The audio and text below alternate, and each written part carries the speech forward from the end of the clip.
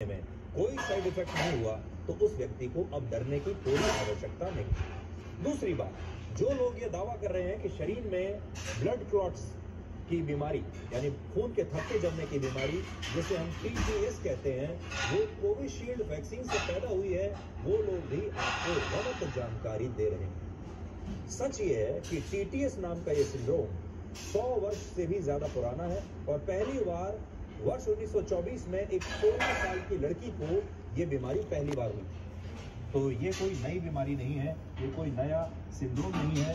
और मैं आपको बताता हूं कि इसे आप ध्यान से सुन लीजिए, पढ़ लीजिए।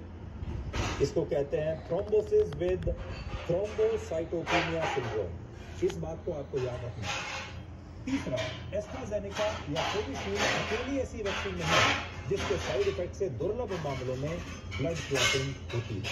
हमारे देश में इस्तेमाल होने वाली influenza vaccine, H1N1 flu vaccine, rabies vaccine, ये सभी वो हैं जिनसे इस तरह के साइड इफेक्ट हो सकते हैं। और बड़ी बात यह है कि कोविड वैक्सीन में तो इन बाकी वैक्सीन के मुकाबले ऐसे साइड इफेक्ट्स बहुत कम या ना के बराबर होते हैं। और यहां आपको यह भी समझना होगा कि एलोपैथिक दवाइयों में बुखार और खांसी की दवाइयों के भी साइड इफेक्ट्स होते हैं। और भारत में हर साल पोलियो की जो 10 करोड़ से ज्यादा वैक्सीन लगाई जाती हैं, उस वैक्सीन के भी साइड इफेक्ट्स होते हैं।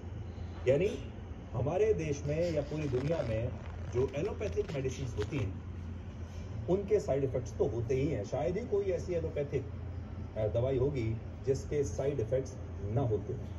लेकिन इसके बावजूद लोग अपने बच्चों को पोलियो की वैक्सीन इसलिए लगवाते हैं क्योंकि साइड इफेक्ट से ज्यादा इन वैक्सीन के लाभ हैं और अधिकांश मामलों में इन वैक्सीन से लोगों और बच्चों की जान बची है।